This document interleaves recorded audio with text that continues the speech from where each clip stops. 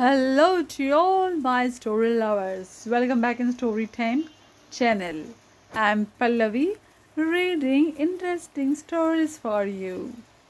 Today's story name is Keeping the Vow. This is story written by Ravindranath Tagore. Story name is Keeping the Vow. Let's go to the story. Keeping the Vow, original Bengali name of the story is Pon Rakha. Now let's go to the story. Banshi loved his younger brother Rashik with a love rare even in mothers.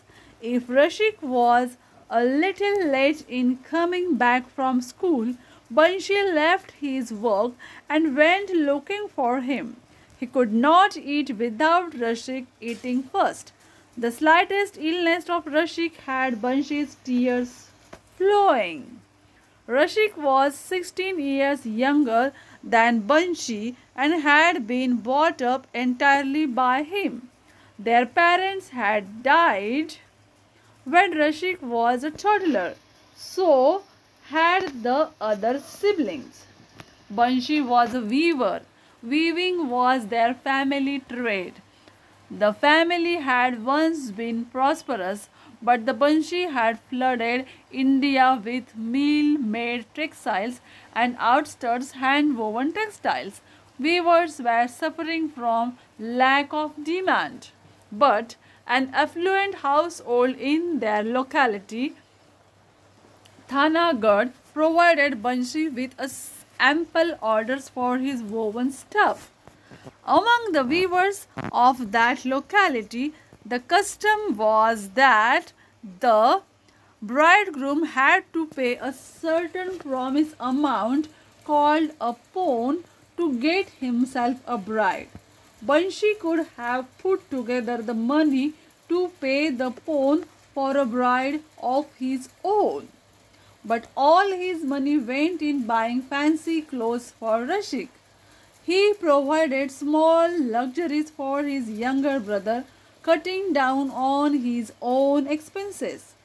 Because Rashik was being brought up in such a style, he was quite a hero to the other kids of the village, who had no such luck. Rashik had a certain knack in picking up new skills, although he soon lost interest in whatever he had picked up. When craftsmen from the city of Kolkata had come to put up a show of fireworks for the Babu of Thanagad, Rashik had quickly learned their craft. For the next 2 years, he had taken care of fireworks display in his locality at the time of Kali Puja. But by the third year, the interest had shifted to picking up Thumri songs from Lucknow on a harmonium. These traits of Rasik impressed the villagers and overwhelmed his own brother. It is a wonder that such a child has come to be born in your family. He used to think, his eyes full of tears at the thought. All I want is for him to survive. As Banshi crossed 30, he gave up the idea of marrying himself. It is better that Rashik carries on the family line, he thought. He began to look around the village for a girl Rashik could marry. Well, Rashik had no dearth of girls to marry. All the village girls adore him. When he made clay dolls, the girls fought among themselves as to who should get them. Among them, there was a girl named Saurabhi, who was very quiet and loved to watch Rasik as he fashioned his clay dolls. Often she helped by giving clay and sticks to him. She bought pan for him whenever he asked. Once the dolls were finished, Rasik would ask, Sari, tell me which doll you would like. Shy Sari would keep quiet. He would then put a doll of his own choice into her hands. Once Rashik lost interest in clay modeling. It was playing the harmonium that took his fancy. All the other kids used to fall upon Rashik's harmonium, itching to play it. Rashik growled at them to keep them away. But Saurabhi, who sat quietly watching, he would offer the chance himself. Banshi decided that he would arrange a match between the Rashik and Saurabhi, but he knew that the pawn or promise amount for her would be high, not less than rupees 500, for Saurabhi's father was higher up in the social scale. So far, Banshi had never asked Rashik to help him in his task of weaving. He had been happy to see Rashik occupied with his useless amusements. Rashik, for his part, had found Banshi's occupation most dull because Banshi was very frugal so far as his own food and clothes were concerned. Rashik thought him to be a miser. In fact, encouraged by Banshi himself, Rashik considered himself to be a creature superior to his own elder brother. Meanwhile, Banshi was getting impatient to gather together the money for Rashik's wedding. He dreamed of the lights and decorations and press on his head work. Yet his savings were growing only slowly. Banshi was getting figure with the back breaking work he was putting in. He worked on even at night. He put off the buying of a new coverlet for himself, although he needed it badly. He grew ill and weak. At last, he called Rashik and asked him to share in the work. I cannot manage all the weaving by myself, he appealed. Rashik made a very face. Ill health had put Banshi in a bad mood. He began to scold Rashik. What is going to happen to you if you forsake your family occupation and go around having a roaring good time? Rashik took his reproach as a very severe one. He refused to eat at home and skulk all day by himself. Later in the day, feeling hungry, he asked Saurabhi to get him some snacks. Delighted, the little girl went home and bought him lot of puff rice. The next day, Banshi, in a way, forced Rashik to sit down at the loom. This, he said, was their way of life, a family duty, not a matter of likes and dislikes. But Rashik, as deft as he was picking up other skills, turned out to be a dude so far as weaving was concerned. The yarn got torn every now and then, the work hardly moved forward. At the thought of his admirers seeing him settle down in this mundane family trade, Rashik felt angry and embarrassed. Bansi informed him through a friend that he was arranging his match with Saurabhi. Bansi had thought that this would please Rashik, but Rashik reacted in reverse way. He stopped all his friendly interaction with quiet little girl. Saurabhi lost her special claim on the harmonium as well as her privilege of fetching and caring for Rashik. Her heart grew heavy. Rashik had once belonged completely to the village, but now he felt himself yearning for a wider world. Banshi did not make him work for long hours, but even the few hours Rashik put in spoiled the day for him. Around this time, a youth from a rich Thanagarh household bought himself a bicycle. Rashik requested to be allowed to try it, and in a matter of hours mastered the art of cycling superbly. The bicycle became a pair of wings for him. Like some divine weapons of epics, it gave him a tremendous sense of freedom and elation. Rashid felt that without bicycle life was futile, and it was not so expensive, was it? Only 125 rupees. In fact, thought Rashid, it was quite cheap. He had decided never to ask his brother for anything again. But the bicycle made him break that vow. Of course, he put his plea as though it was request for a loan. You have to lend me 125 rupees, he told Banshi. Banshi had noticed that for some time, and now Rashik had not asked him for any gifts for his fancy. It had hurt him more than his body aches. So at this request of Rashik's, his first instinct was to agree. But then he thought that it would delay Rashik's marriage. So Banshi hardened his stance and refused the loan.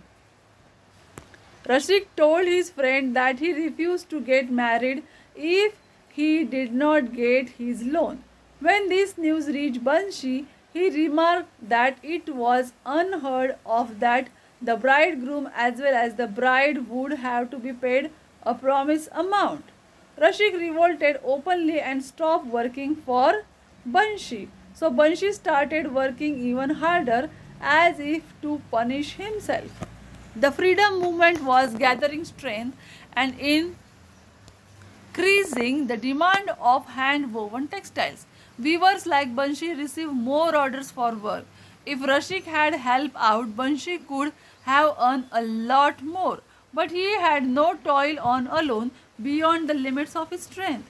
One evening, after back breaking the entire day, Banshi had Rashik's playing on his harmonium. He lost his temper. Rashik too shouted back. Hot and feverish, Banshi screamed out, I have had enough of your idle ways. All you can do is copy the rich kids and play the harmonium. With this, he tottered to his bed, but soon after he began to regret his hot words. It seemed too cruel for him to have reproached his little brother like that. How could he have done it? After a while, he could not bear it anymore. He got up unsteadily. Outside, Rashik was sitting silently in the dark beside his harmonium. Going up to him, Banshi took out the purse where he kept his money and emptied it all out before Rashik. Take it, my little brother, he said in choked voice. I was saving it all for you to get your bride. But I do not have the strength to go on with my savings while you mope. The money is all yours, but your bicycle with it, do whatever you like. Drawing himself up, Rashik uttered a vow in a stiff voice. Whether I have to get a bicycle or a bride, I will do it with my own money. I will not touch yours. Without giving Banshi a chance to speak, he rushed away. Rashik had hardly talked to Saurabhi of late, but in a few days he landed up at her place. He gave away his precious harmonium to Saurabhi's brother and presented Saurabhi with an embroidered coverlet. Once Rashik had developed interest in embroidery and began working on the coverlet whose pattern he had drawn out himself. It was not run of the mill job, but a piece of art. Saurabhi used to watch it with a mix of patience and wonder. But just when he had almost completed the work, he lost interest in it. It was kept aside, much to Saurabhi's regret. But in the past couple of days, Rashik had completed whatever work was left. He now presented it to Saurabhi saying, Sari, I have done it for you alone. Won't you take a look at it? Saurabhi's tears began to flow. Rashik went visiting around the village, looking up everybody except his brother, who lay tired and ill in bed. Then he left the village in the dark winter night. Rashid had vowed to himself that he would communicate with his brother or return to his village only after he had earned enough money to ride back on a bicycle to pay for his bride himself. But he found it difficult to get a job that was paying as well as fun. He tried the circus, which he had once thought so entertaining, but once he was a part of the circus team, he found it rigorous and hard work. He began to pine for home. One day, the owner of the circus company insulted his family profession, weaving, and Rashik left his job. Empty handed, he was ready to do the job of coolie, that is porter, but by chance got a job as a teacher in weaving. This was at a training center started young men involved in the freedom movement and promotion of Swadeshi goods. Rashik saved some money, but not enough to buy either the bicycle or the bride. And soon the classes began to wind up. Rashik began to dream often of the village he had left behind, the elder brother whose affection he had spurned, and the quiet little girl he had not have the money to make his bride. Sometimes he felt like sacrificing his pride and going back to Banshi's refugee, but he did not do so. He wanted to go back with his head high and on his own bicycle. As luck would have it, a rich trader named Janki Nandi happened to spot him for a prospective bridegroom for his daughter. There was some defect in his family history and he was finding it difficult to marry her off. Janki Nandi made some enquiries about Rashik's background and found that though poor, he belonged to family that was old and respectable and higher in position than his own. He lured Rashik with paying job and then offered him his daughter's hand in marriage. Rashik had not received his salary for 2 months. The weaving classes were not working out. In that desperate state, he was quick to accept Nandi's offer. He did not inform Banshi about his marriage. He wanted to burst upon him as a surprise and impress him with that he had achieved. Let Banshi see how Rashik had gone ahead in life, how he had kept his vow. At the wedding, the first item that Rashik demanded was a bicycle. It was winter again. In the gathering dusk, Rashik rode his cycle along the road to his village. He wore a collared shirt, shining black coat, a fine dhoti, colorful socks, and glittering leather shoes of foreign make. He did not stop to greet anyone on the way. What he wanted was to first meet his elder brother. By the time he reached home, it had gone dark. But Rashid could see that the hut had no lights on and there was a lock on the front door. A voiceless cry seemed to arise from the heart of the deserted and abandoned home. No more! He is no more! As the village kids spotted him gather silently around him, Rashik sunk down by the door. I know, my brother is no more. A little later, Saurabi came up crying carefully, some object wrapped in the old coverlet that Rashik had embroidered. Rashik realized it was a new bicycle. After Rashik left home, Bansi had worked day and night unsparingly. He had saved the money for buying the bicycle as well as paying Sauravi's father. The very day the bicycle arrived, his arms had stopped moving. His loom fell quiet. Wait, one more year for Rashik before marrying Saurabi. off. He had pleaded with Saurabhi's father, I am paying you the promised amount of pawn, and the day Rashid comes, give him this bicycle and ask him to forgive his poor brother. I could not give it to him when he had asked for it. Rashid felt his tears choking him. He wanted to stay on the village, working at his brother's loom and marrying the old faithful Saurabi. But he had already sold himself to the city and to money. This is the end of the story. Tagore has depicted the plight of the weavers in this story. There is a hint of the freedom struggle as well. Further, he has tried to show how being too much emotional can wreak havoc in one's life.